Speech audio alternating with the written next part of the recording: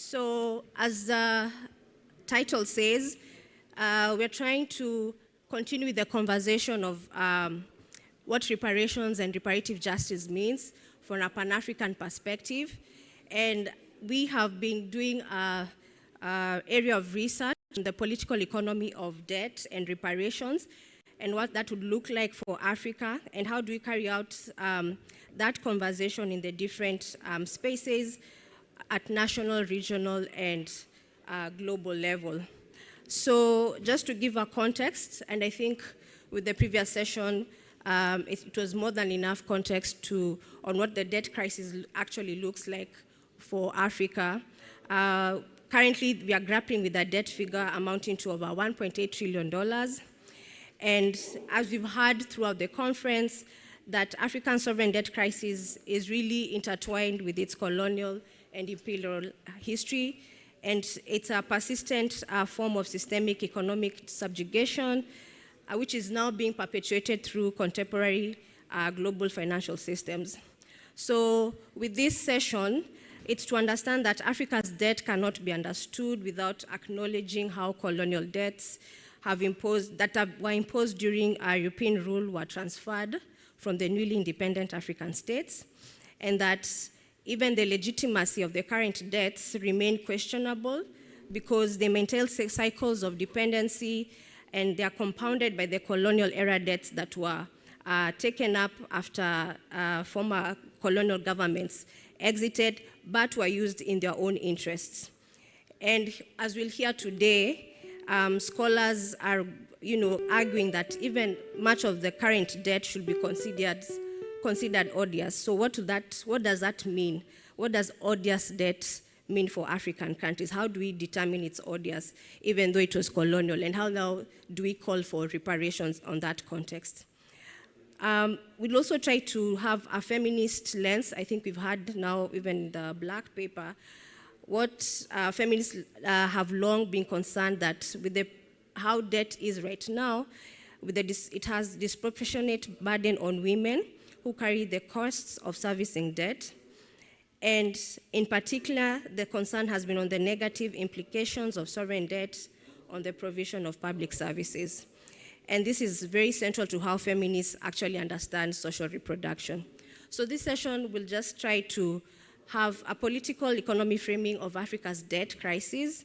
We're exploring a reparatory approach that not only addresses historical grievances, but also provides a basis to amplify the demands of a more equitable global economic system.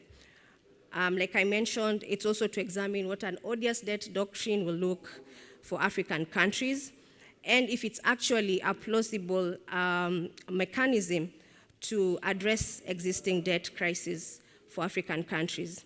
But it's also to uncover the feminist framework for understanding the need for reparations of a system that continues to oppress women and exacerbate their experiences of inequality and violence.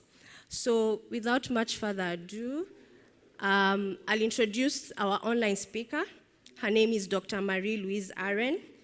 She's an international economic lawyer with extensive expertise spanning multiple areas of law and policy, including international tax, trade, and sovereign debt law. She has served as a consultant for various international and regional governments, as well as policy reform bodies, providing expertise on global and African international tax issues. So, Marie, if you're ready, you can please go ahead and begin your presentation. So Marie's presentation will focus on the political economy of debt with an African context. She will, of course, provide the historical context of debt and why a reparative framework is plausible and the different mechanisms can happen. So Marie, nice to see you. You're on. Please continue. Thank you. So my topic is on the political economy of debt and reparation in Africa. So generally, it's on building a united front to advance the cause of debt justice and reparation in Africa. So as Catherine has rightly given us the context, Africa is heading towards an epic debt crisis, if it's not even in one already, because most of African countries, almost half of African countries are in some type of debt crisis or some type of debt, unsustainable debt level, or have some type of unsustainable debt level they are dealing with. So on this, using this context, my presentation is generally going to focus on the context of Africa's debt and why we need reparation, why we need to go beyond just paying for debt that we owe to start looking at things differently. This will lead us into framing how this research has been framed. And then I would speak on the historical and contemporary issues on debt. So from that historical and contemporary issues, we get to see the political, economic factors that make debt something that has to be dealt with differently. And then we'll look at the different justification for debt and Sorry, maybe Marie, take a look at some case studies. Sorry, Hello? can I interrupt 1 minute? You're being Yes, please. requested to put your slide on presentation mode so that you can move Okay. the slides as you present. Yeah. Presentation mode. Slideshow. Slideshow. Okay.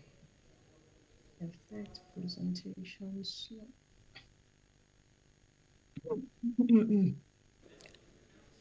Okay. So I think you have to go down to the at the top okay. right. No, not reading view presentation.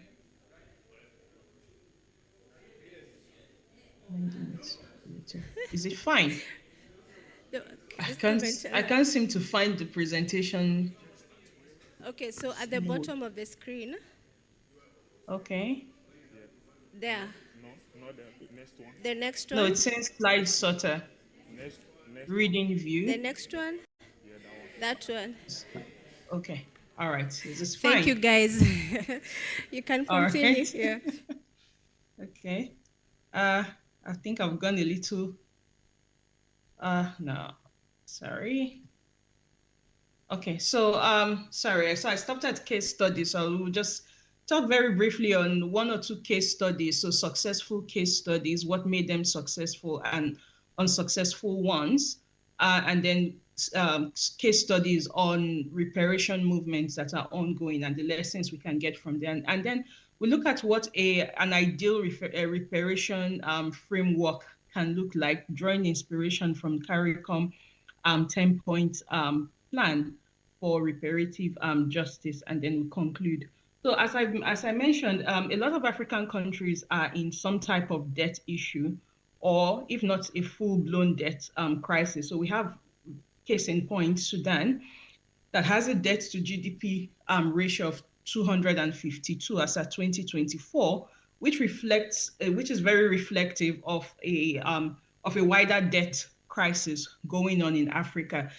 In addition to this, we have climate justice issues where Africa has not been responsible for climate change issues that is experienced globally, but more in Africa, yet we're expected to be responsible for dealing with some of these and also providing the finance to deal with issues that we have not caused. So it's in this context we have we bring in debt for reparation. So we see that from sorry.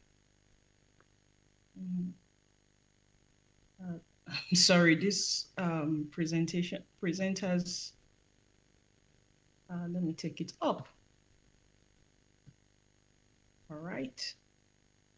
And then here. So we see that Africa is heading towards a debt, a continent-wide debt crisis if things are not done differently, and if debt is not framed differently, because at the end of the day, when it's time to pay up, the creditors come, and African countries are just willing to move heaven and earth to make payments. So when I mean moving heaven and earth, making or moving funds for development, for education, for women's care, to servicing debtors who are already wealthy.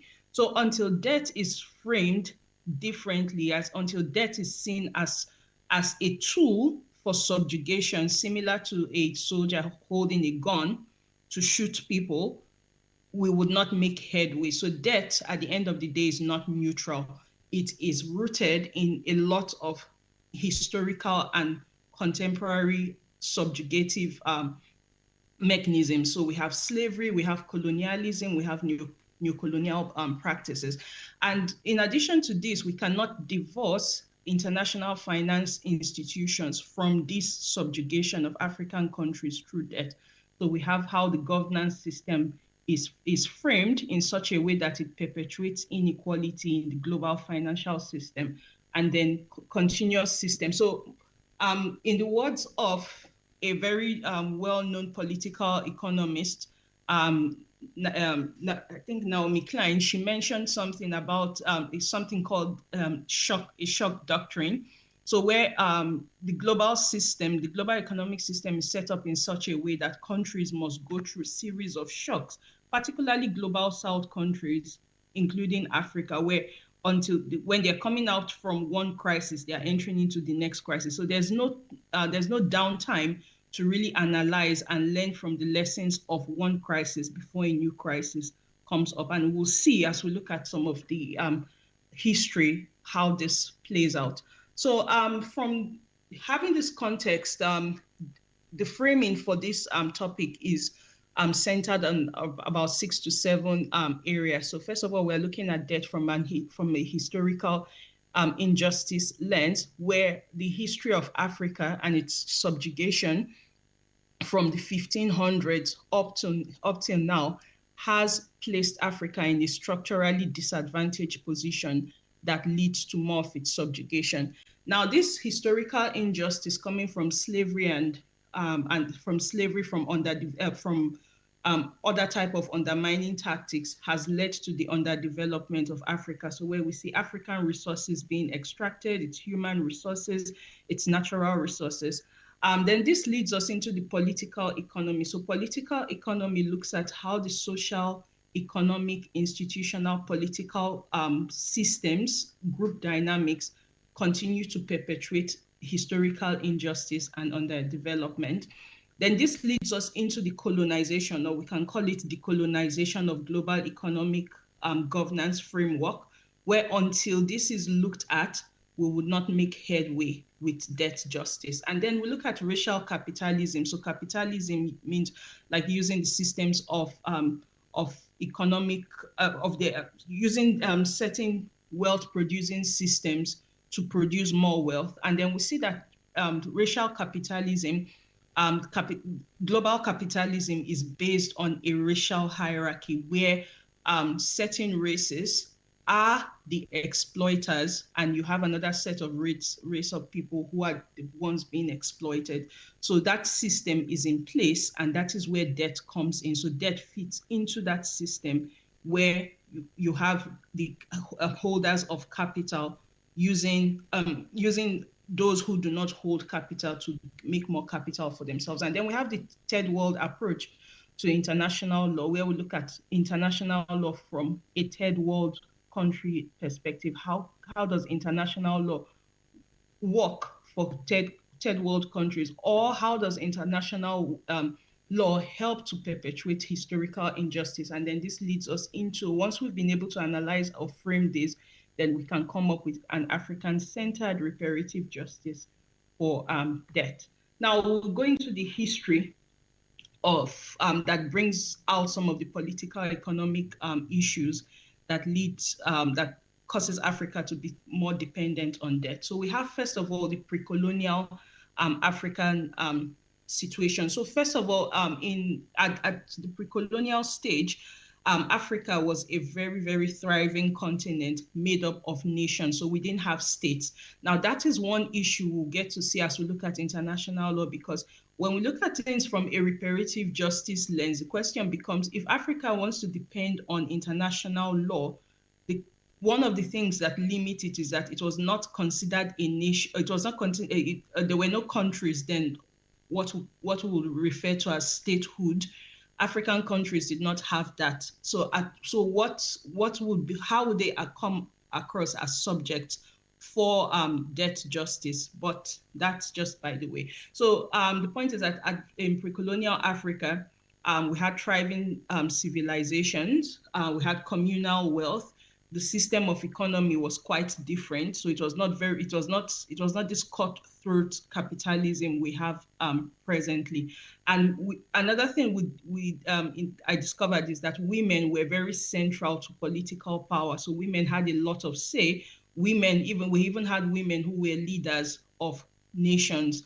And then there was no sovereign debt because it was mostly a communal way of being and of generating wealth. And then this, as Africa began to interact with the Arabs and interact with the Europeans, we started seeing, other alien systems coming in. So this is where little by little capitalism started coming in. Although history says that African countries, and that's one of the justification that goes for those who are antagonists of Africa's framing debt from a debt justice perspective, that you are talking about African countries were subjugated, but African countries also had, or African nations owned slave. But the concept of slavery or slave ownership for African nations then was way different from what we find the transatlantic type of slavery brought on board. So yes, there were slaves, and those slaves came from war. But you find that in those situations, once the slave has been, has lived in that community, with time they start getting incorporated into the community, and before you know it, they become part and parcel of that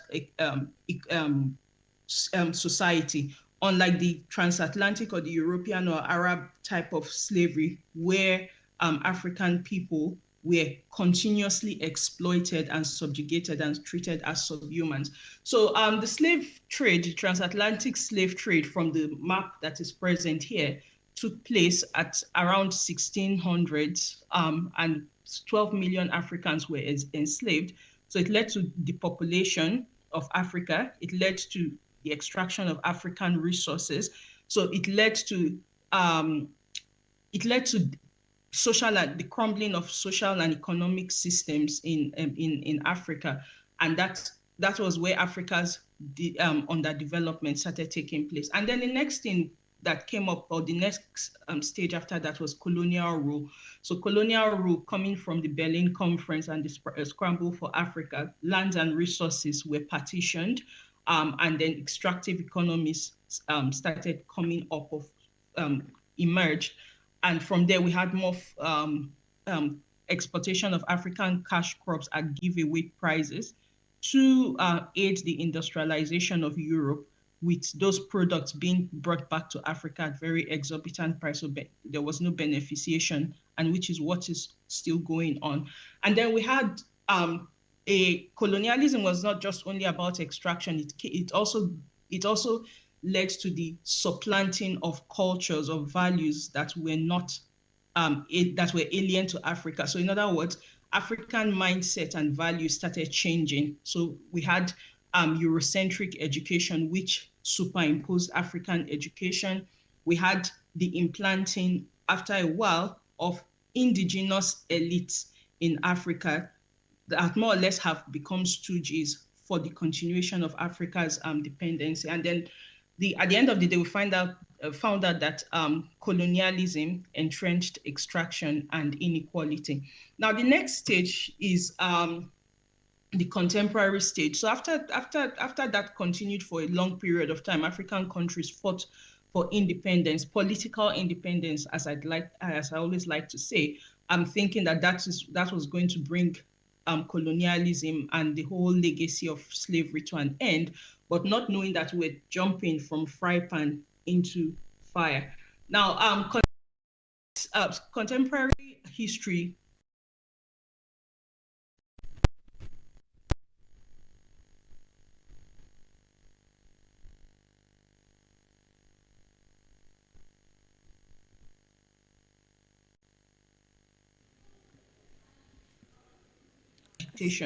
for colonialism against colonialism. So the and one question about I always ask myself is that why were the colonial lords or the colonialists so willing, although the African countries fought, but it was not depending on the country though. One would say it was not a very tough fight, but in some cases, particularly for British colonies, they were willing to give up without so much bloodshed, again, depending on the country. And the question is, why were they willing to do that? Why were they not willing to hold Africa down?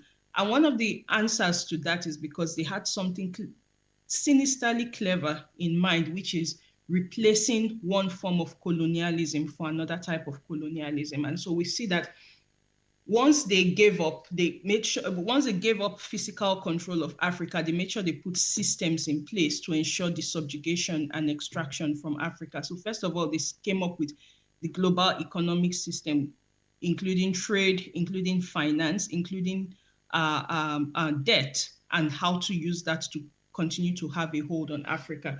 So when African countries gained their independence, they inherited, first of all, indigenous elites that have been put in place to continue that pipeline of extraction.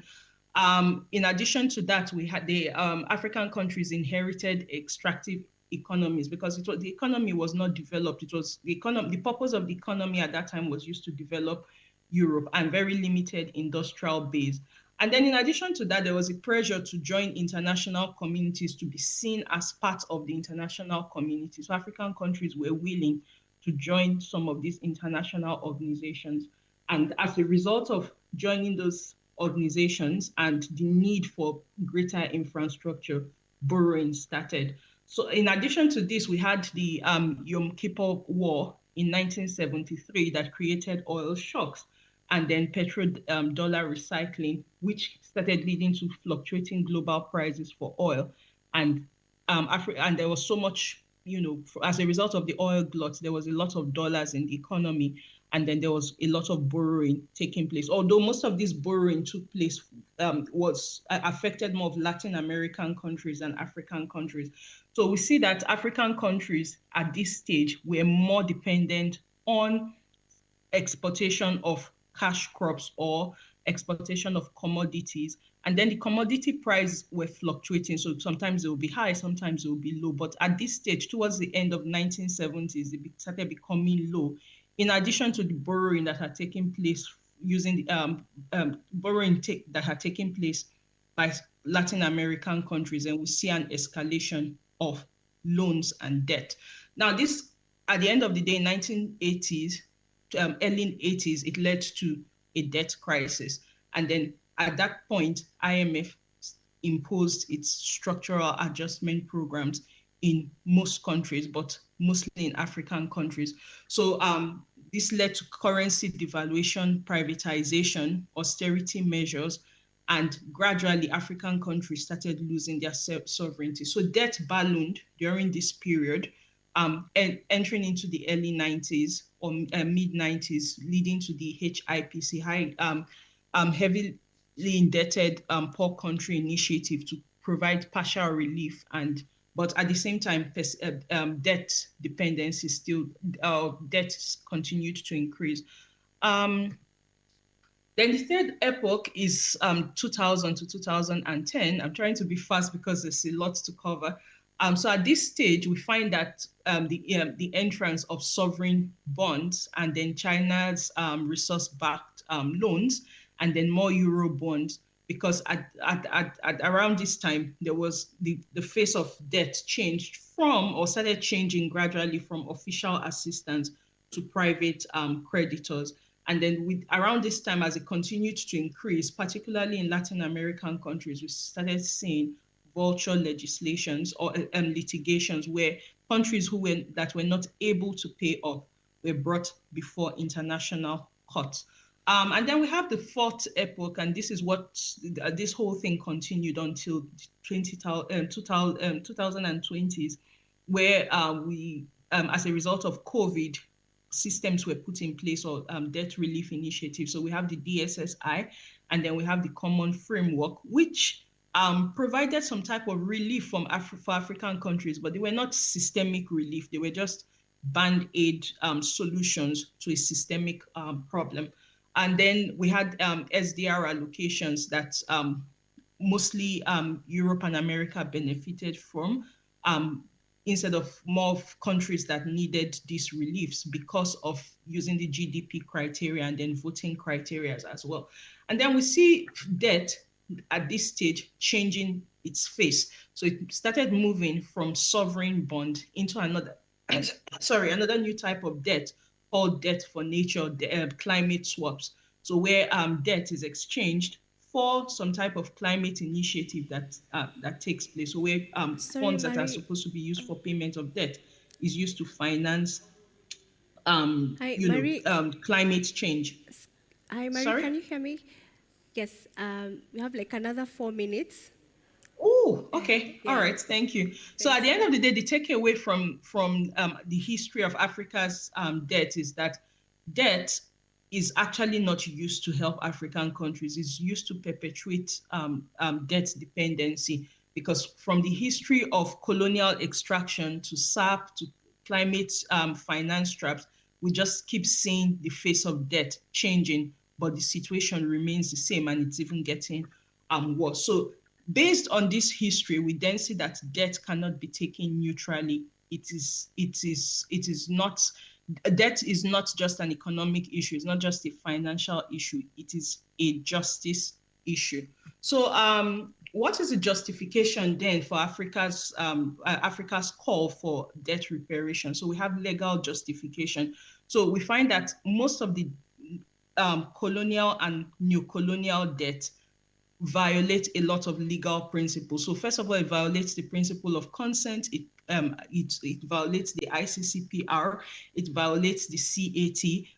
Even decided cases, for example, like the Zong case, which talked about slavery, and although it did not abolish slavery, but it talked about the evil of slavery. All this should or give legal justification why Africa's debt can be pursued legally through legal means. And then we have political justification for Africa's debt. That Africa's debt comes up as a result of group dynamics taking place in the world, where you have countries who are at the top of the racial hierarchy of sorts taking control or making these borrowing decisions that affect African countries. And then we have ethical consideration. We have historical justification, as I've talked about. And then we have institutional justification, which mostly comes in through the Bretton Woods or IFIs as instruments or as platforms where injustice takes place. And then we have economic justification, where Africa has not been in control of its resources. Africa has not controlled its labor. It has not controlled its capital. It has not controlled its entrepreneurship. And so for this reason, Africa has a right to demand for debt reparation. So what are some case studies that can help Africa? So the first one is the Holocaust study. Now, the Holocaust case study is very interesting in the sense that, sorry, I've gotten to the end of my slide. The Holocaust case study is very interesting because here we see it as very successful, and it's still very successful because reparations are still being paid today. And then the question is why? Could there be a racial reason for this? And then my theory is that there is a racial reason for this because this group are the only groups who have gotten some type of reparation and still continue to get a reparation from the injustice done to them. The next group is the indigenous people of Canada, in one situation where the Canadian government carried out some child welfare services on indigenous children. At the end of the day, it did not lead to direct financial damages, but the court was able to declare that that was an injustice, and then an assessment for damages was made to the victims. And then we have the less successful case studies. For example, the African American case study of the 40 acres and a mule, which was some type of financial economic independent initiative at the time of Abraham Lincoln, given by Colonel Sherman. But till today, that has not been done. And one of the reasons for that, again, is racial hierarchy and racial capitalism. And then we have ongoing movements like the CARICOM Reparations Commission, and then the 10-point plan for reparation. So what would be an ideal reparative framework for African countries then?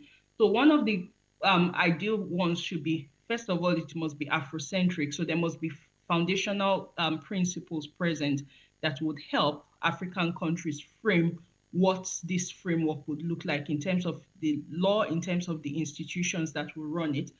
Integration with binding international law and principles, alignment with African Union and AU declarations, bold reparation mechanisms. So instead of asking for some of these band-aid mechanisms, African countries must ask for debt cancellation due to the odious nature of the debt that has been acquired, and then strong institutional architecture and monitoring and accountability. So in conclusion, some of the policy recommendations would be to reframe debt, which is absolutely critical. That's the starting point.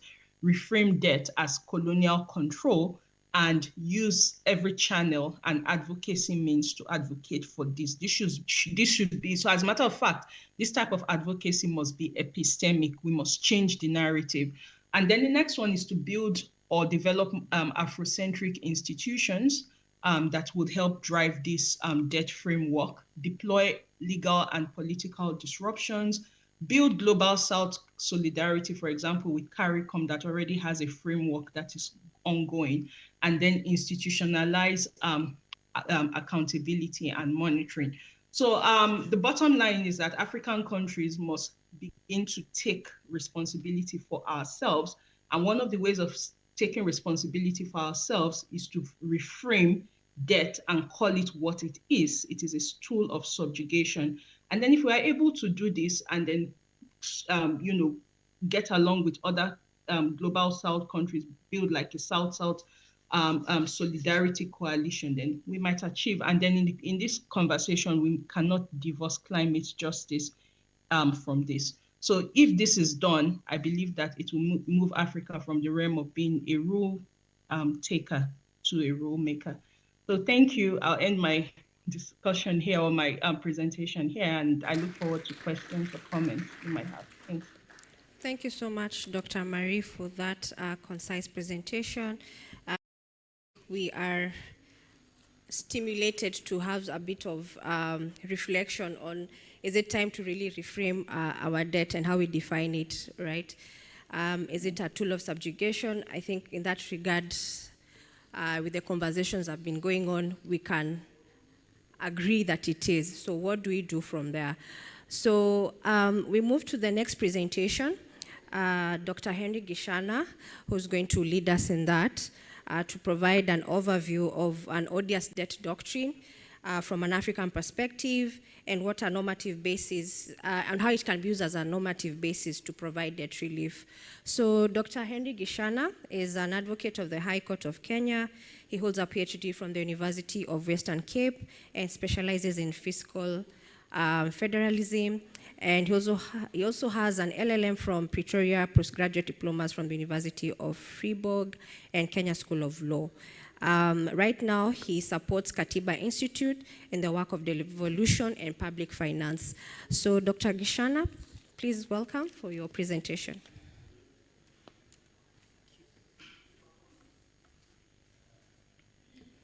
Thanks, Catherine. Yesterday, we were introduced to two concepts, the concepts of looking forward and the concepts of looking backwards through the side mirrors. And today, I'm facing the same conflict. My body has just recovered from a cold. The rest of the body is looking forward and saying, we are okay, but my throat is looking backwards and saying, we're still not really okay. So this is a representation of development aid that I keep throwing at my throat to keep it going and to forget about looking back. But in the event you hear my throat looking back in the course of my presentation, please do understand. So I'm to discuss a paper we did for AfroDad on analyzing or providing an African analysis of odious debt or the odious debt doctrine. And essentially, or broadly, what the paper sought to do was to determine how the doctrine of odious debt and its various taxonomies, including new taxonomies, may be reconceptualized. How do we reconceptualize the doctrine of odious debt from an African perspective so that we provide a basis for promoting responsible sovereign debt, borrowing and lending, also for it to provide a basis for curbing illicit financial flows, and where this fails, for it to provide a mechanism or a tool for Africa to attain debt relief. And for us to be able to undertake this analysis or reconceptualization of an odious debt doctrine from an African perspective, there are quite a number of questions which we looked at. Specifically, we started by asking ourselves the fundamental question of what is odious debt? What exactly does it entail? How is it defined? What is its scope? The way in which it has been presently been conceptualized, can we say it's comprehensive enough to be able to take into account and apply and be responsive to the unique circumstances of the African continent? And if not, how then do we reconceptualize it for it to be applicable to the unique circumstances of Africa? We also looked at what are the current taxonomies, the classifications of various debts or sovereign debts which would qualify as being odious. Then we asked ourselves, are there unique circumstances in Africa, be it historical, political, economic, or social, which will then justify us reconceptualizing these taxonomies to include new taxonomies that will then help us in addressing the problem of odious debt, and what kind of taxonomies will these be? We also sought to ask ourselves, what is the normative status of the odious debt doctrine under international law? Can we say that the odious debt doctrine has attained normative prescription under international law, or where does it stand? Besides that, we also wanted to look briefly at what is the relationship between odious debt and illicit financial flows. Are the two in any way linked? And if they're linked, how can we use the reconceptualized version of the odious debt doctrine to be able to curb illicit financial flows from Africa? Importantly, we also wanted to ask ourselves, in light of the reconceptualized definition of odious debt doctrine that takes into account the unique circumstances of African states, how do we move from the theoretical realm to the more pragmatic realm and ask ourselves, how can African states then apply this doctrine or the conceptualized version of the doctrine to be able to attain or obtain debt relief, including through debt cancellation and repudiation? And lastly, in terms of recommendations, we wanted to know what is the role of African parliaments, governments, private sector, civil society, and the international community in actualizing the reconceptualized version of the odious debt doctrine.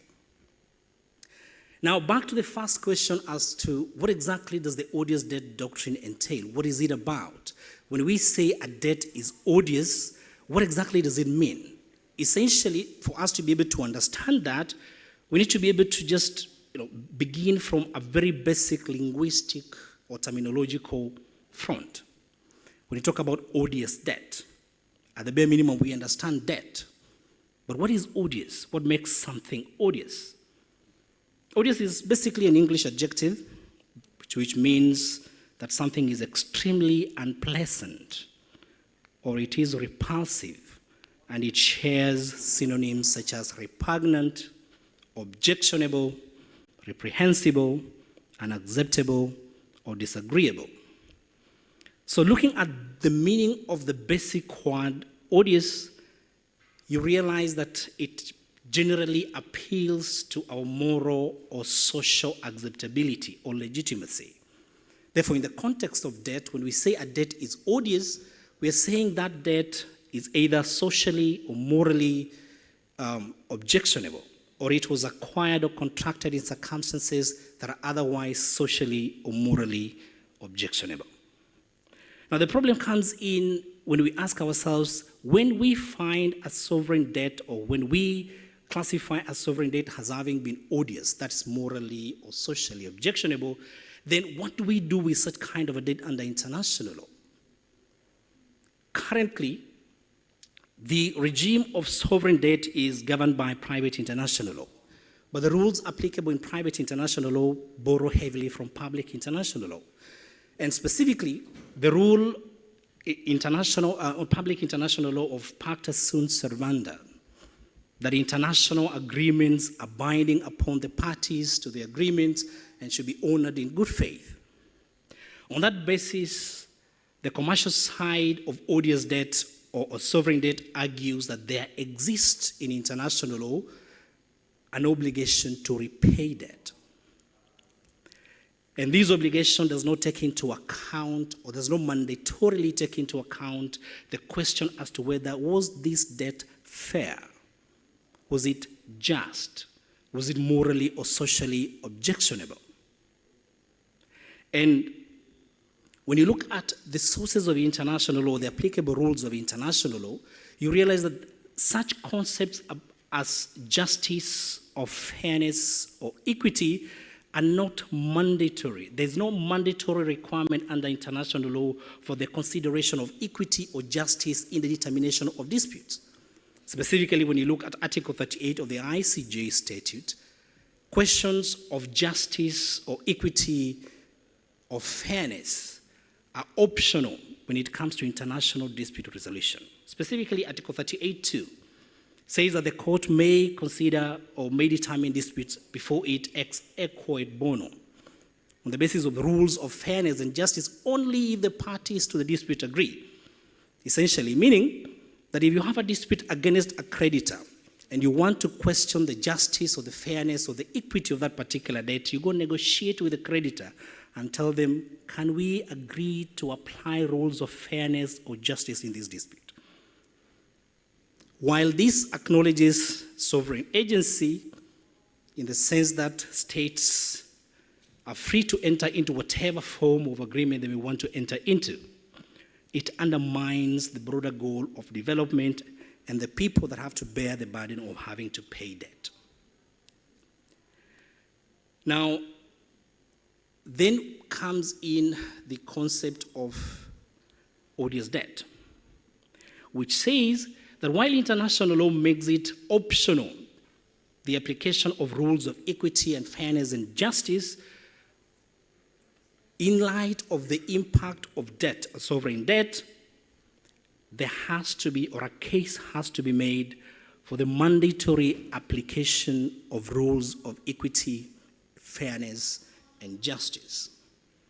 More specifically, the odious debt doctrine seeks to respond to the question, is there an absolute, sacred, inviolable rule of debt repayment in international law? Or are there equitable considerations that justify the modification or adjustment of rights and obligations under sovereign debt contracts in a way that results in either their complete severance or cancellation or their modification? In other words, what the odious debt doctrine seeks to do is to interrogate international law's response to morally or socially objectionable sovereign debt, and the answer that odious debt doctrine provides is that there should either be, or rather equity or equitable considerations ought to mandatorily apply in sovereign debt contracts or sovereign debt disputes to vary or sever the rights and obligation of parties under sovereign debt contract. So how has it been conceptualized as we speak? So currently, the origins of the odious debt doctrine trace back to 1927 to a Russian scholar called Alexander Nahum Sak. And Alexander Nahum Sack, this is just post-World War I, and we are considering critical questions about state succession. But also, there's also the minor issue of government succession. And during this time, Alexander Nahum Sack says, there's the whole question of whether debts should be maintained, debts acquired by predecessor states should be maintained, and obligations be maintained by successor states. But in this particular context, Sack makes a claim with respect to government succession and says that if a debt is acquired without the consent of the people, and that debt does not confer benefits to the people, and the lender or the creditor is aware that this debt has been acquired without the consent of the people and does not confer any benefit, then such a debt is odious and the people ought not to pay that debt. So the three main features contained in the classical definition of odious debt. One is the absence of consent, two, the absence of beneficiation, and three, lender or creditor awareness that has subsequently been modified to include lender or creditor recklessness as to the existence of any of those two factors. The situations where a lender ought to know, and that has been included in that definition. So the first question is, does this definition or conceptualization then, is it comprehensive enough for us to be able to apply it in the African context?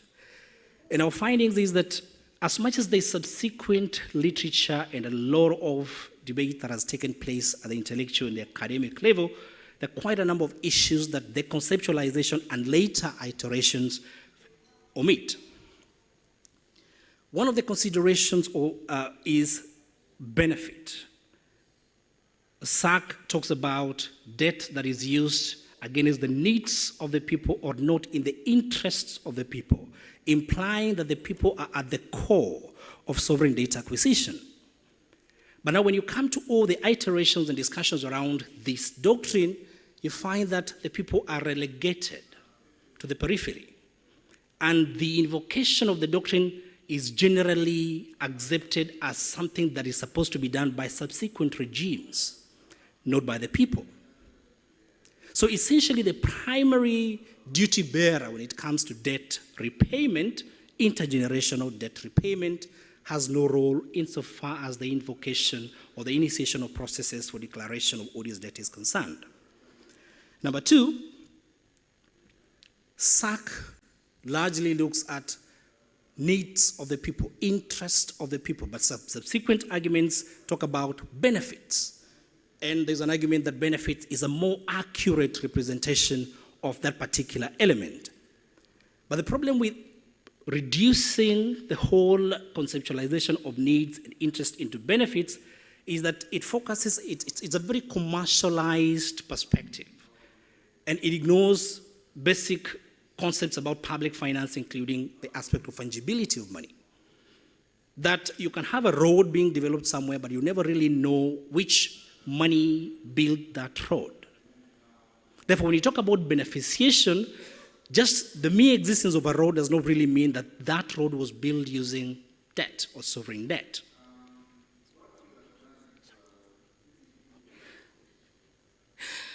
Unfortunately, I'm told I have 4 minutes, which means I have to hurry up. So there are quite a number of issues that we raise with respect to the whole conceptualization of the odious debt doctrine, including the fact that when you look at the narrow conceptualization of benefit, then you omit circumstantial factors such as corruption of state officials and due influence, including economic coercion. You ignore facts like fraud and the impact it has on the objectionability of sovereign debt. There are quite a number of other factors, including the biggest problem is that the current conceptualization of odious debt takes an all or nothing approach, where it says that a finding of odiousness must necessarily be followed by the non-payment of the debt. However, it ignores that odious debt really is an equitable concept, which means that we need to be able to look at the circumstances, the totality of the circumstances of the debt. It is possible to have a debt that was acquired without consent, but that ends up actually conferring benefit. How do we treat that debt? It's possible to have a debt which was acquired with consent, but ends up not conferring any benefit on the population. Equally, there is also the whole question of, must all the elements be present for a debt or a sovereign debt to be rendered odious? And our argument is that the existence of any one of the elements is sufficient, and creditor awareness, which was a factor which was included for purposes of just, assuaging the credit side of the question. Our argument is that it's not a salient component of the definition of odious debt. It might come in as a mitigation factor, but it must not exist for a declaration of odious debt. So we go on, so I'll just ask for, thank you. So then, when we talk about an African analysis of odious debt, the bigger question you ask yourself is, what is African about debt? What is African about how we acquire and use debt that would warrant us to say that there's a commonality, there is, a uniqueness, which then we need to consider when we are redefining or reconceptualizing the odious debt doctrine. And we look at what are these factors or circumstances, either historical or political or social or economic, that exist either presently or in the past, that would then we need to have in mind when we are conceptualizing the doctrine and coming up with a new taxonomy. And there were 4 factors which we actually took into consideration and used case studies to be able to illustrate these particular factors. Some of them have already been addressed and captured in this conversation since yesterday. One of them is the legacy of colonialism as a shared common factor across sub-Saharan Africa that you ought to have in mind when you're thinking about sovereign debt acquisition and use and the whole concept of sovereign debt, repayment. There is the legacy of IMF fiscal fundamentalism and conditionalities that ended up with not only underdeveloping Africa and African countries, but it also conditioned the macroeconomics of our various economies. There's also the enduring problem of despotism. We still have fragility as a common factor across Africa, which will then have a bearing on whether debt, sovereign debt, when it's acquired, is going to be used for the benefit of the people. Then we have the whole issue of neo-patrimonialism, which is evident in most of our countries, including the country Kenya, where I come from. And lastly, then we have systemic corruption and illicit financial flows. So these 5 factors, including case studies that illustrate them as being common facts across Africa, were then used as a basis for us defining the Africanness or the African lens through which we then redefine or reconceptualize the odious debt and develop a taxonomy. In terms of the taxonomy, what kind of debts will then qualify as being classified either as being potentially odious or actually being outrightly odious? There's already existing taxonomies including war debts, subjugation, hostile debts, regime debts, among other things. But looking at those 5 factors that are common to African countries, we came up with a list of about 8, including colonial debts, regressive debts, specifically targeting those debts that are conditioned by regressive policies, including IMF conditionalities and structural adjustment that come with structural adjustment programs, despotic regime debts, neo-patrimonial regime debts, internally invalid debts. These are debts which are acquired contrary to internal laws that regulate the acquisition of sovereign debt. Then we have loans procured through corruption, loans extended under fraud or misrepresentation by the creditor. A critical example is the Mozambican loan, where the brokers all of a sudden say that the tuna capacity was so significant that it could actually sustain a loan of about 2 billion USD. And then we have predatory lending, where lenders continue giving you money regardless of whether it's actually sustainable or not. And that then is based generally on there's a general argument that countries or states do not go bankrupt. They always raise taxes. They always have money. And therefore, even if you continue lending without thinking, they'll always have to pay back, hence encouraging irresponsibility and predatory lending. On the question of the IFFs and illicit financial flows, there's statistical evidence that external borrowing is the single most important determinant of not only the timing, but also the magnitude of capital flight from sub-Saharan Africa. That when you look at lending or sovereign debt borrowing and tally it with the statistics with respect to capital flights, there is a correlation. And in fact, there is an argument by Ndikumana and Boyce that between 60 and 80 cents of borrowed money flow out immediately after it has actually been acquired. So when you look at the normative status of this doctrine, the debate is whether we are looking at the odious debt doctrine in those very terms or in those very words, and whether it has actually emerged as the rule of international law, or whether we are looking at the question of whether under international law there exists a rule that allows for the equitable adjustment of rights and obligations in sovereign debt contracts, such as to allow for the adjustment of those rights and obligations. So essentially what we're saying is there a rule in international law that allows, so there are two ways to look at it. One, is there a rule in international law that allows for the variation of rights or severance of rights on the basis of equitable considerations? Or two, is there a mandatory, inflexible, and inviolable rule of sovereign debt repayment under international law? The answer to both questions is that there is no settled normative framework, or rather normative acceptance of the odious debt doctrine under international law, either whether you look at treaties, or whether you look at customary international law, or whether you look at other forms of international, sources of international law.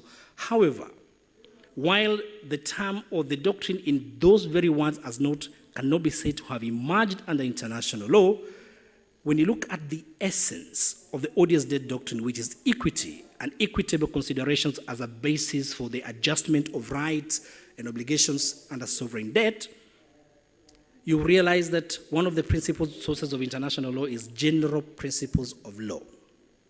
Equity is a general principle of law. Agency is a general principle of law.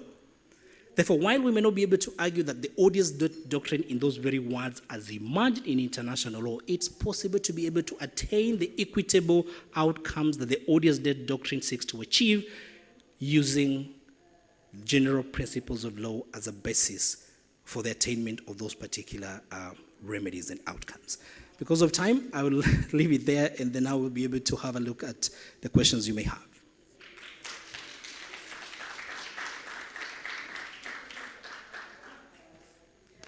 Thank you so much, Dr. Gishana. I'm sorry we have to rush you. We're sort of playing up catch up, but that was very comprehensive. And just to say that that is a first draft of the paper that Dr. Gishana has worked on, that you're working on with Dr. Gishana. And this session is basically also a way to get feedback on whether you agree with this presentation. Is it a question of equity? Do you have the general principles now to say, indeed, some of our debts are odious? Or is there another framework or lens that we need to look at the question of odious debt? So to help us maybe also to expand more on this, I'd like to welcome my fellow panelists. I'll welcome first Professor Abeno Oduro, Mayada Hassanain, and Stefano Prato to kindly join me on the podium together with Dr. Henry Gishana to help us unpack a little bit more on the presentations.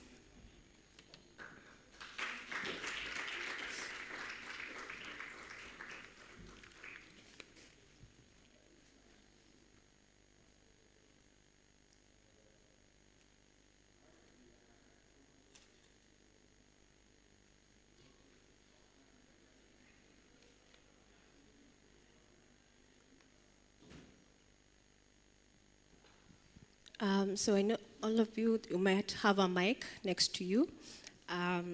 So just to start us off, Professor Abena Oduro, she's an associate professor in the Department of Economics of University of Ghana, and she holds an MLIT in economics from the University of Glasgow, Scotland, and she's also the president of the International Association for Feminist Economics since 2022, and her main areas of research are poverty and inequality analysis, gender and assets, unpaired care work, international trade policy, and WTO issues.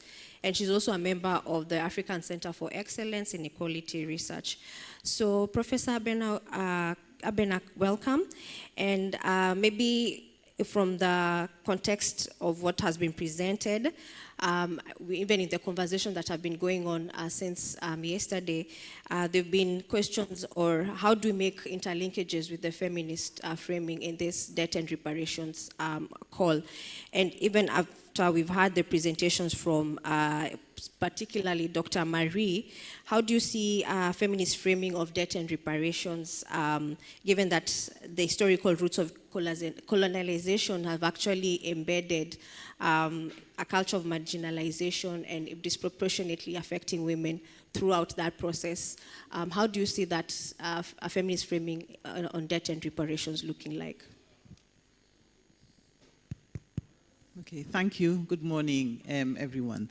I would like to begin by clearing something. I was the president of the International Association for Feminist Economics. My term ended in 2022. Yeah, okay. Thank you. So, what does a feminist framing of debt and reparation entail? So, feminists recognize the role of Africa's colonial history in making the continent prone to debt crises. And they have analyzed how the neoliberal policies embedded in the structural adjustment programs of the 1980s failed to rid African countries of the vulnerabilities created during colonialism, thus making them prone to debt crises. Feminists put forward a strong critique of structural adjustment programs, showing that their effects were not gender neutral and they undermined gender equality. Feminists have since developed models that analyze the differential impacts of macroeconomic policies on women and men. In their framing of debt, feminists extend their analysis to the debt accumulation process and interrogate how the borrowed monies are utilized. They criticize the international financial architecture and the inherent biases that disadvantage African countries. The debt contract comes under scrutiny. This is because feminists argue that the debt contract is the outcome of the balance of power relations between the debtor and the creditor. The interests of the party with the higher bargaining power are more likely to determine the terms of the contract. What goes into the contract is not based on only technical considerations. Empirical evidence abounds on how the interest rate on loans contracted by African governments have premiums that are higher than what would be expected given country characteristics and attendant risks. The International Monetary Fund and the World Bank are criticized by feminists not only because of the content of their policy lending programs, but also because of their debt sustainability analysis framework. The objective of their debt sustainability analysis is to assess the ability of developing countries to repay their debts. The indicators that are relied on are the ratio of the debt service to export earnings, the ratio of debt service to government revenue, and the ratio of debt outstanding to gross domestic product. The debt sustainability analysis does not consider the effect of debt servicing on the poor, on women, or on marginalized groups. It pays no attention to the effect of onerous debt service payments on the lives of the population. Now, the debt service to revenue ratio is an important indicator because it provides some information on the fiscal space available to government. However, the analysis should not stop there. The next important question should be what areas of government spending are being squeezed as the ratio rises, and how does this affect indicators of human well-being? Evidence abounds that spending on education, health, utilities, and social protection take a cut when countries are going through a debt crisis. The crowding out effect of social expenditures because of debt service payments is a critical aspect of the feminist framing of debt because of the implications it has for inequality, gender inequality, poverty, and people's lives. Feminist theorizing identifies two main channels why this is important. First, cuts in social spending negatively impact women because they are responsible for social reproduction, that is domestic work, child care, elder care, and care of the sick. They spend more time on these activities than men do. As public provisioning is reduced or withdrawn, the burden of social reproduction becomes heavier for women. Austerity measures do not factor in the burden on women, and they are treated as automatic shock absorbers that will bear the brunt of the implications of these cuts on households. Feminist framing of debt considers the link between national debt and household debt. It traces out the link between external debt and household debt, and social reproduction is an important chain in this link. The reduction in public spending on health, education, and utilities can result in an increase in the prices of these services paid for, or else the absolute withdrawal of these services can mean that households have to source these services from the private sector. Either way, the cost of accessing these services rises for households. Some households may have to borrow to pay for health care or to pay for education services, leading to the buildup of household debt. This can have differential impacts on women and men if there is no pooling of household financial resources. In many instances, financial resources are not pooled. Household indebtedness can push households into poverty, and household indebtedness can lead to vulnerability and the exposure of debtors to violence. Included in the feminist framing of debt is the analysis of the taxation measures that are introduced to mobilize domestic resources.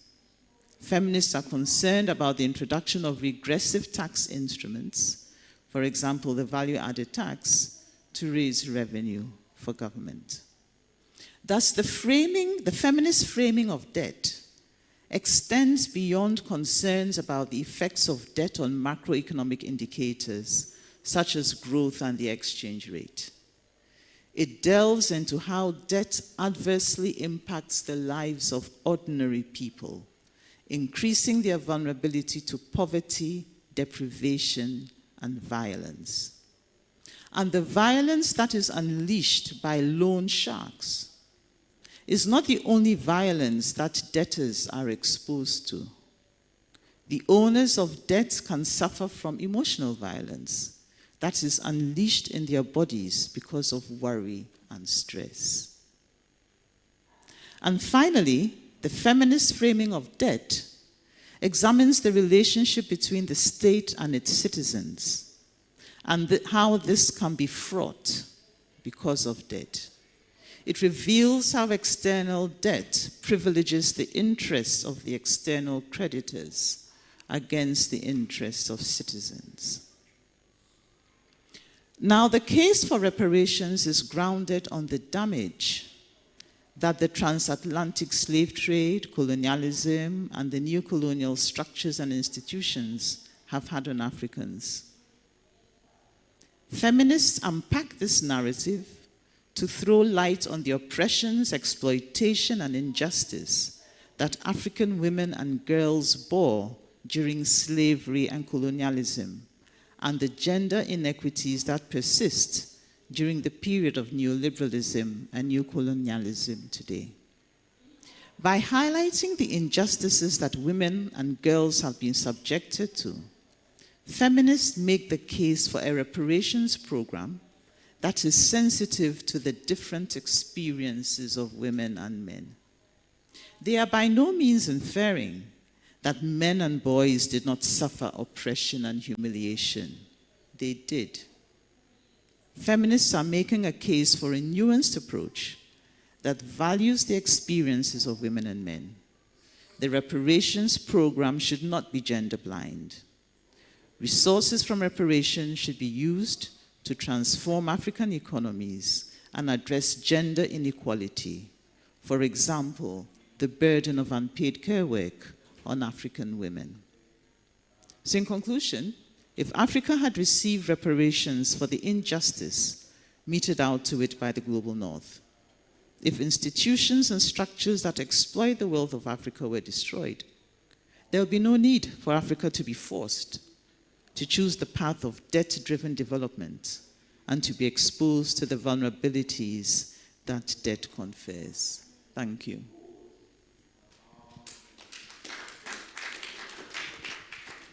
Thank you so much, Professor Abena, for that very descriptive framing of how debt affects women across either urban, rural, but even the violence that actually informs their lives, and that women are just automatically considered as absorbers of debt, whereas they're the ones who suffer the most. So I'll just move to quickly Mayada Hussein, who's also from Ideas program officer, a senior program officer. She's an economist and researcher with more than 10 years of experience working on in development economics. She's a post-growth fellow 2025, and her research interests include Sudanese political economy, care and social reproduction, as well as a feminist political economy. So thank you, Mayada, for joining us here. Just as a reflection of the papers that have been presented by both Dr. Gishana and Dr. Marie, and how they've positioned both the odious test and the political economy framing in line with the current debt restructuring challenges, right? We are trying to get a reparative framework, but as we are working towards that, we have countries now contending with high risk and debt distress or high risk of debt distress, and others actually in default and working through a restructuring process.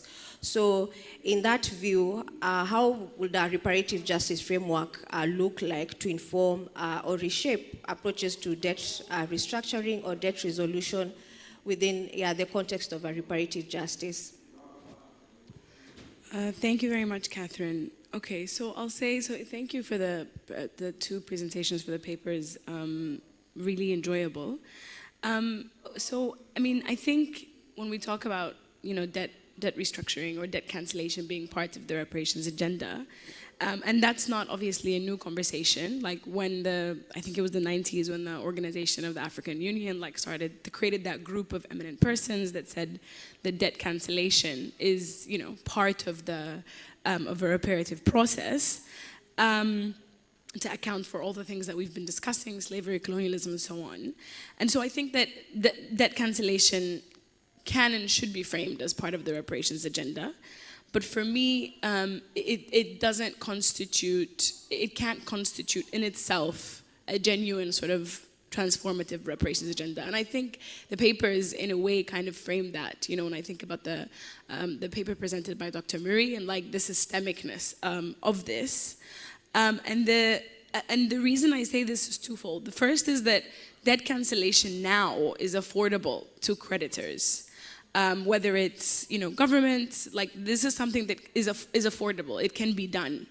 And the reason it's not being done is obviously highly political and ideological. It's not like an issue of accounting in the sense. And so that's why reparations can't only equal to sort of only debt cancellation or debt restructuring. And the second reason is because I think canceling the debt stock that the African continent has doesn't cancel at all the structural conditions that produce the debt crisis itself and the tendency towards this sort of revolving door of debt crisis. And therefore a distinction should be made between cancelling debt stocks as they stand now, which we have already established are unsustainable, they're harming the lives of people and so on. But also sort of cancelling that, we can call it sort of that debt system, which there's no other way that this system will operate if it doesn't sort of have this imposition of accruing debt to those who are to the African continent or the global south more broadly, as ex-colonized geographies. And I think one of the best proofs of that is that, and we've been talking like in the panel discussion in the morning about illicit financial flows, like being sort of 90 billion and so on. And this, the fact that like even the physical resources, the biophysical resources that leave the African continent, the flow is from south to north, but also the flow of monetary form of wealth is also south to north, which is counterintuitive, right? Like, if the provisioning of resources natural resources comes so heavily from the global south and especially from the African continent, how is it possible that the net financial flows are also coming from the south to the north? And so, like, as long as this system is maintained, reparations as a monetary transfer or as debt cancellation only will not be sufficient at all. And I think this is also echoed in like this idea of like odious debt. Like, what is that? What do you mean? Okay, there's a lot of, and even this framing of like,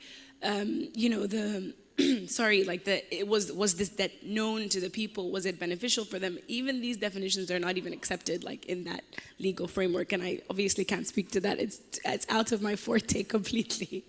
But I think, the countries that have monetary sovereignty and who are able to sustain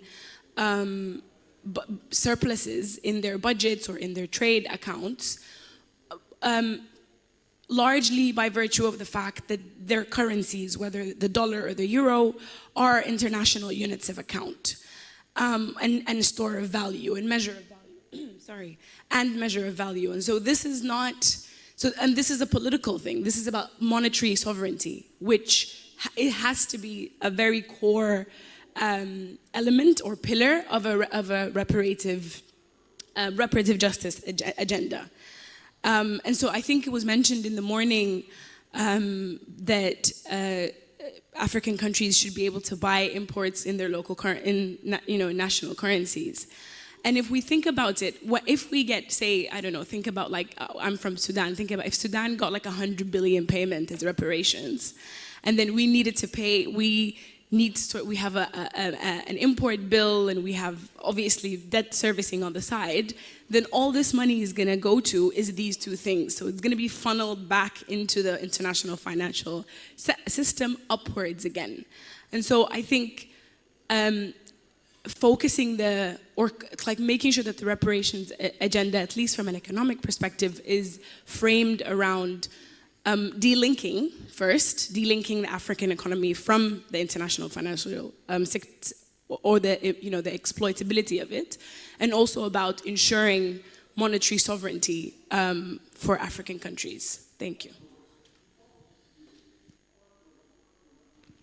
Thank you so much, Mayada, for those reflections. I think for me, you've given me something to think about, that monetary sovereignty should be part of the reparative agenda.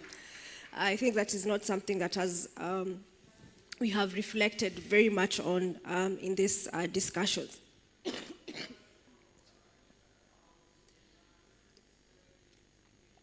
Sorry for that. But I think it's also a nice segue for you, Stefano, because Mayada has said that debt cancellation cannot happen if you don't cancel the debt architecture. And we've been having the Fourth for Financing Development Conference that happened in June. I know as the mechanism, CSO, FFD mechanism, you are very key in pushing a lot of reform changes or asks in the different thematic areas, one of them being on debt. And within those efforts, there was a paragraph calling for an intergovernmental process to close the debts, or rather to close the gaps in the global debt architecture. I know within the mechanism, the view was that to have towards having a UN sovereign debt mechanism or UN sovereign debt convention. So in what the presentation of Dr. Gishana and Marie, do you see potential gains of shifting that narrative and fitting with this reparative agenda to say that, you know, African and actually lenders, or rather global lender victims, and that with this system, it needs to be changed. And now we have the opportunity within the UN. And what has happened with the severe commitment and calling for those intergovernmental process to close the gaps? How do you see that fitting into the reparative justice agenda? Well, thank you so much, and thanks for the invitation, and thanks for the opportunity. I know we're all tired, so I'll be very, very sketchy. Few points. The first one, I think we need to have a proper understanding of the role of global negotiations. And I think I've said on previous AFCODs that the global space offers no solutions, but is an important space for renegotiating relations with others and strengthen solidarity with other southern regions in seeking reforms. But the fundamental is to that renegotiations to happen as a result of a regions-born agenda. So it's only if there is a very clear way forward that is born within the region and is already articulated in the way in which the region wants to restructure its economies and its institutions, then the space globally becomes an important space for renegotiating with others. But there's no solutions that can be found there without that premise. Second understanding is there's a lot of discussions on the reform of the international financial architecture, but sometimes I don't have a feeling that we understand what that is. Okay, and I think let me try and bring my own 2 pennies here. The international financial architecture is composed of 3 fundamental pillars: normative frameworks, decision-making spaces, and an ecosystem of institutions that support it. Now, let's analyze the 3 and understand where the debt convention fits and how it connects with the agenda for reparations. Now, in normative terms, there are huge normative gaps in the way in which the global economy is managed. Actually, if you look at the reality of international law, there is none. Very few scattered, fragmented pieces, mostly relating to the economy of the past, which has to do with the movement of goods across countries. But if you look at global finance, which is where debt is located, the international law is virtually non-existent. And that's the reason why we have continued to struggle with private sector participation in any restructuring, because the private sector doesn't care about seducing frameworks which are agreed politically. They only look at what is in the law and what is not. And the fact that we have no international law means that there is no enforceability. And that's the same of the discussion that we've heard on odious debt. You know, there are nice political frameworks on responsible lending and borrowing, but very weak, if any, legal frameworks that allow for the enforceability. So the first step is to address this normative gap, and this is what the Debt Convention aims to do. Creates a clear framework for responsible lending and borrowing with enforceability mechanisms, clarify rules and processes for the restructuring of sovereign debt crisis in non-creditor-centered spaces, but in a democratic process, reform debt sustainability assessments exactly along the lines that our previous speakers talked about, address issue of state contingent debt instruments, whether because of climate crisis or other war, conflicts and other situations, address issues of credit ratings and how they affect countries and borrowing potential after a restructuring, and also address issues of debt transparency, and probably much more. We need that comprehensive body of international law within which we can locate our struggles, including the one for reparation. Now, that takes to the second point, decision making, because of course, international law requires a democratic and jurisdictional space for decision. And that takes us inevitably within the UN space. Now, the UN space, as far from being perfect, is full of political economies, and we see it every day in the way in which things unfold in our current geopolitical context. Yet, is the only space that has jurisdiction, that can take decisions which are enforceable across the globe. It's the only space in which we have, at least on paper, democratic decision-making. It's the only space in which we can evoke a developmental analysis of the decisions we take, and therefore we refer to that developmental human rights-based agenda. It's the only one in which we can explore the interconnections between tax, debt, trade, finance, and others, because they are not separated and segregated in different institutions. And it's a space in which, in theory, we have civic accountability and possibility to participate. And this is essential because when we develop law, if that law is developed under closed doors, it's very likely to be a further instrument of oppression. It's only when it's developed in an open process with the participation of social groups and communities that are affected that it may become an instrument of liberation.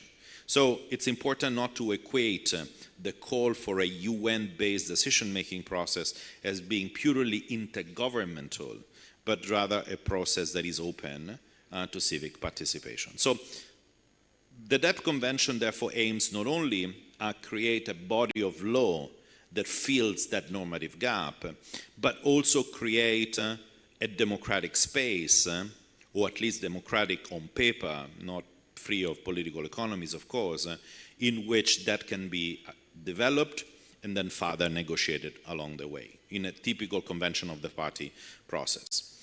Lastly, how does this relate to the ecosystem of institutions? Because you see, the structures and the architecture of oppression that has been described extensively is maintained through all these institutions.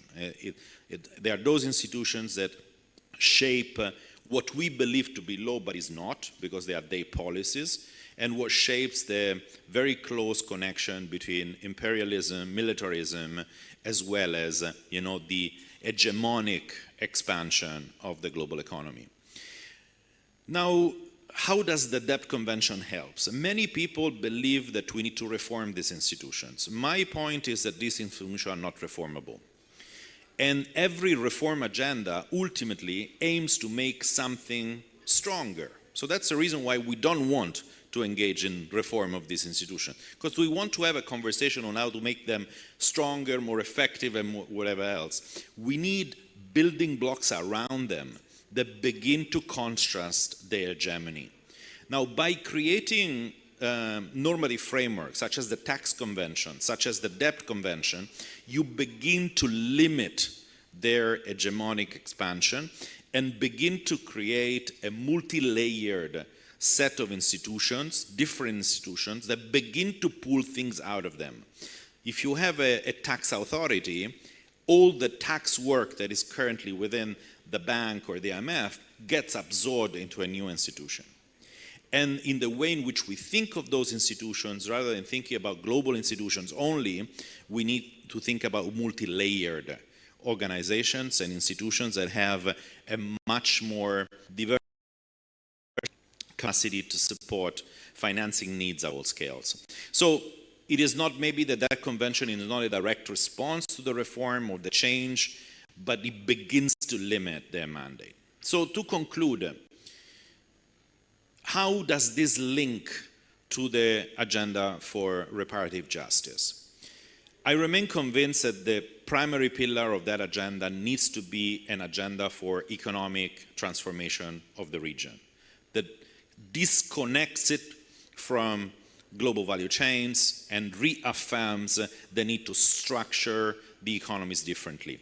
The propension to overborrow, the limitation of domestic resource mobilization are not resolved by global conventions. They are resolved because you change the nature and structure of the local economies. But once that happens, and that pathway towards a different economic framework is engaged in, these conventions can help renegotiate relations and clarify frameworks and decision-making on how to bring global finance and therefore debt under democratic accountability. And I think this is what brings Africa to become a rule maker rather than a rule taker. And the Lomé decision of the African Union to embrace the struggle for a debt convention is a fundamental step in that pathway, and therefore it's a fundamental step for reparative justice. Thank you. Thank you so much, Stefano, for giving us, it's not just about the normative that we are trying to solve, but also how do we create slowly those multi-layered processes that will both address the normative but also the need to restructure in a transformative way. So I'll just open up the floor for questions. I know we don't have a lot of time, but we hope we're going to have a bit of interaction so that we can be able to allow the other sessions to begin. So if there's any question, I can see 4 hands. So we'll start with the lady here. Her hand was up first. And then the gentleman with glasses. And then here at the front. And 2 on the left side. Thank you.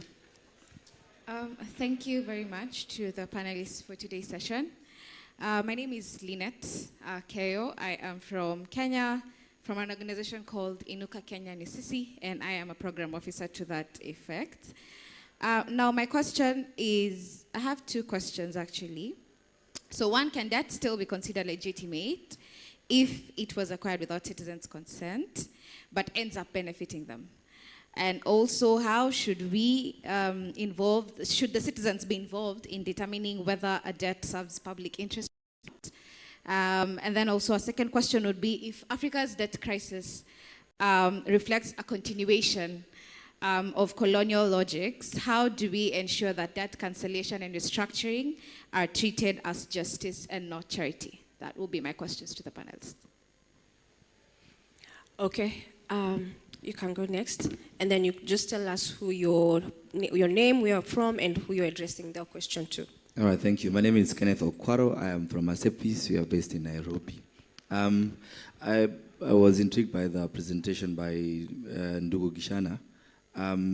My question, first of all, is, are there examples where the doctrine of odious state has been applied to actually challenge odious state, which we can look to, and, like in my country where people are really trying to litigate around that. In your taxonomy, most of the variables look like they're domestic on the side of the data, neo-patrimonialism, corruption, illegalities, opaqueness. I wanted to hear your view about the extent to which you think they could be overburdening the creditor, because the creditor is bringing money, but there's a lot of things that on the side of the data that might determine the way your taxonomy is developed. And lastly, what elements of your taxonomy do you think will be most contested or is bound to be contested? Thank you. Okay.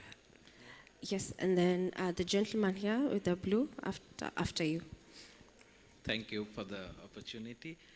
I am Shurajit Das. I come from India. I have two questions. One to Professor Abina.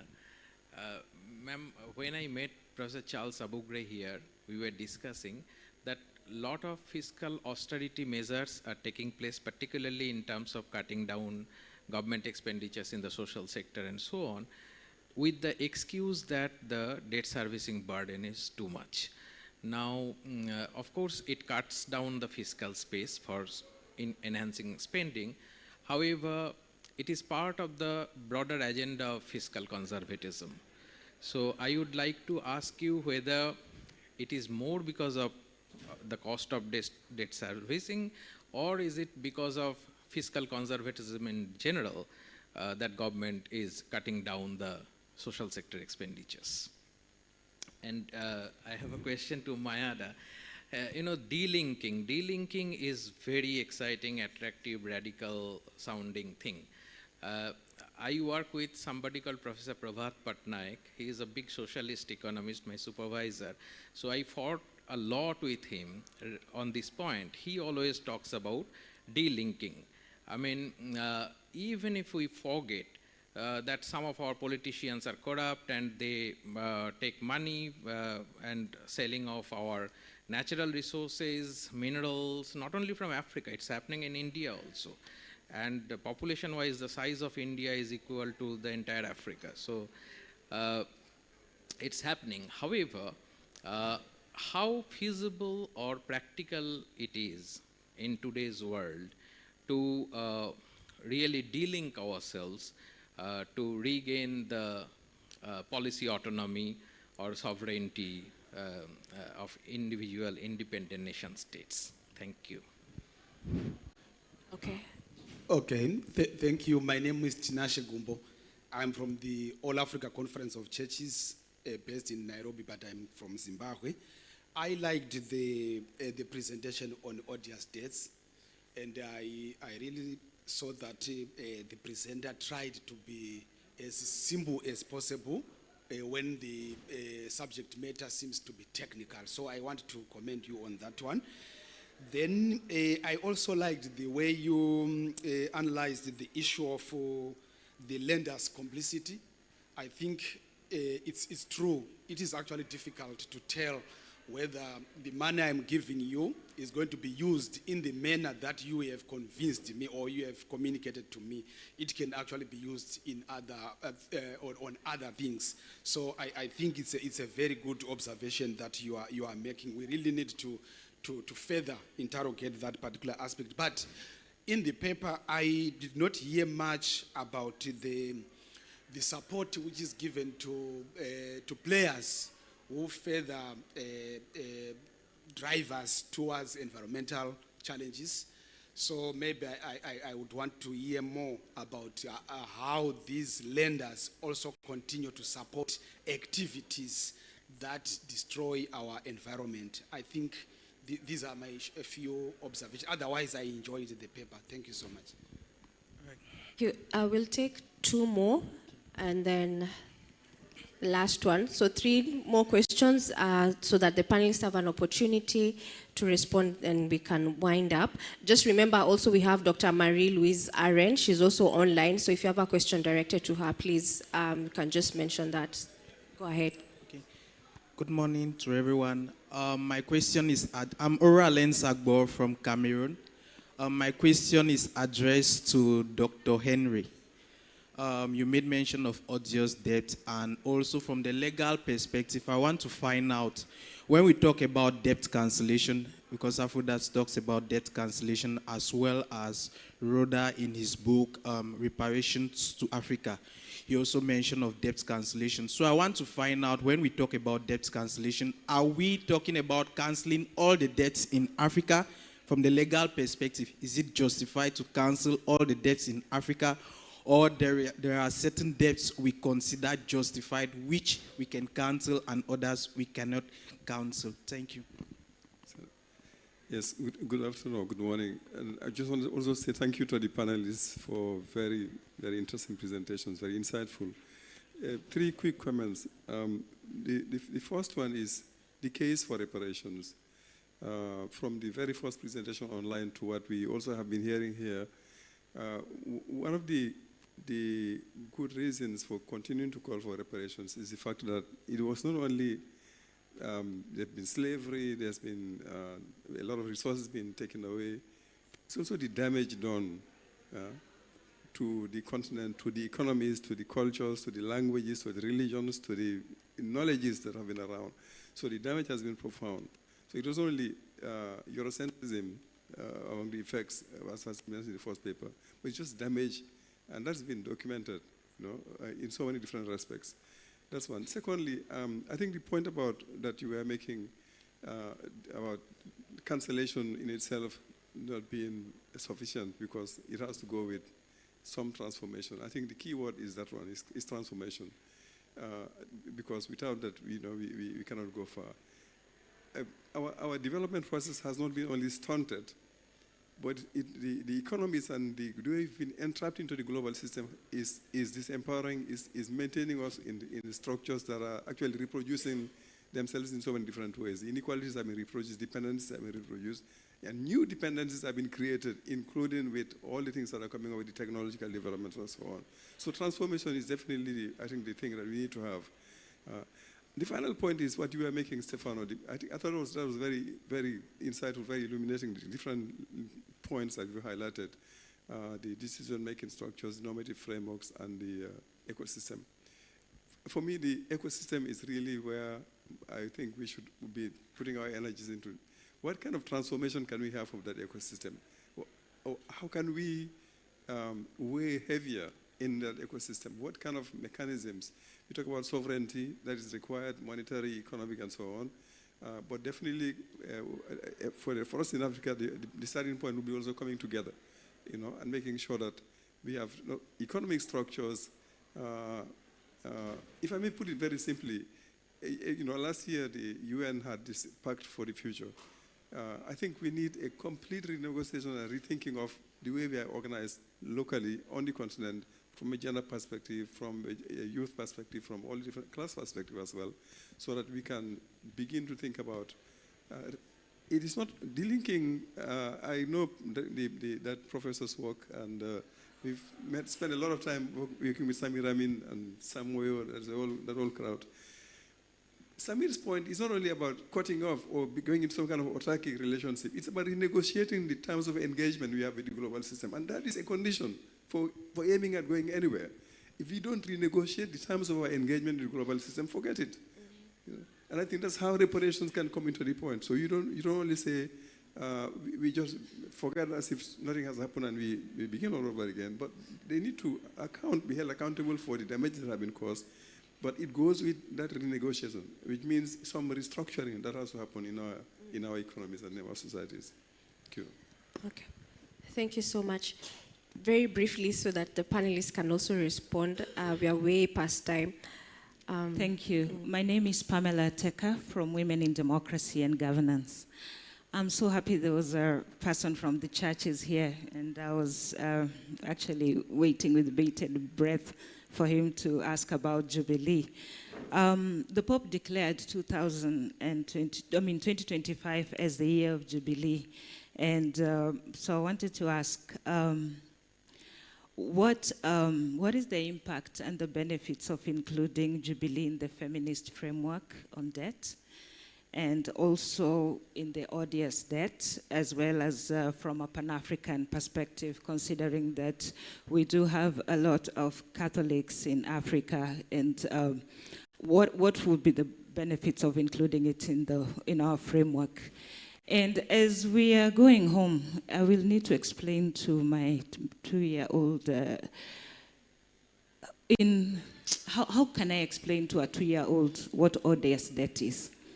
As in, just break it down. Thank you.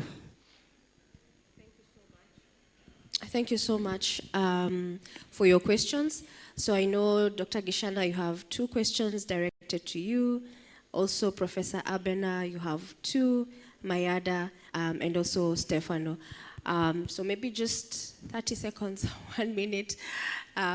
Sorry about that, but just to quickly, Thanks a lot. So I'll start with the question by Lynette Akeo, whether debt which was acquired without consent but ended up conferring benefit, is it still considered to be illegitimate? Now, this debt will still be considered illegitimate for the population of that particular country, but one of the things which we are also trying to do insofar as the question that Kenneth raised with respect to the balance of obligations between debtors and creditors is that we also want to prevent a situation of unjust enrichment, where a country uses the pretext of no consent to fail to pay even when it was clear that the debt was used to benefit its people. And for that particular reason, equity then will come in to be able to require restitution on behalf of the creditor. Should citizens be involved in the determination of benefit? I think so, because otherwise the regimes will only be able to provide or rather argue that there was beneficiation without actually tracing the source of the money. Kenneth, are there examples of where the odious debt doctrine has been applied to challenge sovereign debt? Not in those exact same words, the word odious debt doctrine. However, the reason why we conceptualize odious debt as an equitable concept, as a basket, where all those other equitable considerations go into, is to be able to accommodate all these other instances where aspects of no beneficiation, no consent have been used as a basis for actually cancelling or repudiating debt, to be able to provide evidence of the obligation not to pay or the existence of an equitable consideration of the debt obligations of parties under sovereign debt. Obviously, there are quite a number of cases that fall under the second category, where you look at it from a broader equitable perspective, but they're not sufficient to, for example, establish rules of odious debt doctrine as a rule of customary international law. Most variables are domestic. To what extent do they overburden the creditor? Now, the whole goal, as I said again, is to promote responsible both lending and borrowing. Now, all the parameters, or rather the taxonomy that we've created, impose obligations both on the state and the creditor. The biggest problem we're going to have, I'll actually combine that with your question on which one of them is going to be most contested. All of them. Because essentially what we're trying to do is impose responsibility and accountability in the acquisition and use of sovereign debt.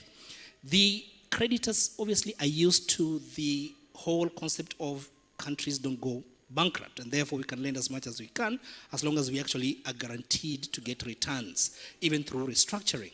States, on the other part, are beneficiaries of these illicit financial flows that flow out of sovereign debt. Therefore, there is also a self-interest. So whichever taxonomy is definitely going to be contested by both parties. The question of which is going to be the least contested, those taxonomies that link or attach to what is considered under public international law to be unlawful. For example, the question of corruption, the question of coercion, the question of fraud, those are clear cases where contestation is going to be minimal.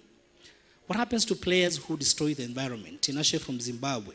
Now, while this does not squarely fall within the concept of odious debt and does not render a debt odious, there are quite a number of frameworks, including soft law, such as the UNCTAD principles and the UN guidelines on foreign debt, which then impose, even the civil commitment contains obligations, or rather imposes obligations on lenders, especially multilateral lenders, to be able to undertake audits and appraisals of projects which are being implemented or directly funded by multilateral lenders, to be able to ensure that they do not have negative environmental impact. My last question, debt cancellation, does it apply to all? Is it justifiable to cancel all? debt cancellation is a political term. It's not a legal term. You can't cancel debt. Once you've entered into a contract, it's legally enforceable. Therefore, debt cancellation and repudiation are political initiators of the legal process for the declaration of debt as being odious. So it only applies to debt which is then adjudged as having been odious, and is it justifiable to cancel all, provided odiousness is actually established. And we say it again, remember, we're not arguing for all or nothing. We're arguing for an equitable assessment of benefits to avoid unjustifiable debt burdens, but at the same time to avoid unjustifiable, unjust enrichment. How do you explain odious debt to a 2-year-old? It's basically illegitimate or morally or socially objectionable debt. Thank you so much, Professor Gishana. Thank you. Fiscal conservatism, or is it debt servicing cost which is driving the austerity? Is that it? Well, we need to also remember that these austerity programs are part of programs under the IMF stroke World Bank. So you basically have to ask yourself, to what extent are there degrees of freedom for the countries who are negotiating? But when we think of the word fiscal, we have the expenditure side and we have the revenue side. And so you need to ask yourself the question, should the fiscal conservatism also only be coming from the expenditure side? What can we do in terms of domestic resource mobilization? And in African countries, if we take Ghana, for example, the official statistics concerning our tax efforts shows that it's very low, suggesting that there may be opportunities to consider improving upon domestic resource mobilization. But we also, in that process, need to be concerned about progressivity, regressivity, the distributional impacts. And then thinking about it again, maybe coming from the perspective of Ghana, what about efficiency in the use of resources? Our Auditor General report is full of embezzlement and fraud. To what extent also can we rein that in when we are in contexts such as these? So these are some of the things we could think about. Now, when it comes to the Jubilee year, I'll take it offline with you if you don't mind. Thank you. So I'll be very, very quick. So, I mean, if Professor Patnaik couldn't convince you, I might not have a chance, but I'll try. So I think that when I think about delinking, especially in sort of the short term or the immediate term, I think about a process whereby countries of the global south, in this context, if we're thinking about African countries, are engaging in a negotiated and selective, openness to the global economy and the, global trade system, and one that, crucially or like fundamentally prioritizes what the needs of the citizens are, and also within that primarily the needs of the peasantry, of farmers, of working class citizens specifically, because we also need to think about also that class dimension even within national borders. So I don't think that, I think that idea of this delinking as creating the situation of ultimate economic, independence wouldn't occur. But I think it's that issue of how well negotiated is this? How much does this trade deal or this, development strategy or this, loan that you're taking from the IMF, what is the extent to which this supports the priorities of these subgroups? Yeah, I'll leave it there. Super quick. I think I fully agree with that. Despite the fact that I do teach dependency theory, I don't use the term delinking this day. I think the degree of interconnectedness, trade, monetary, and financial, I think is gone far beyond the theorist of dependency theory back in the days.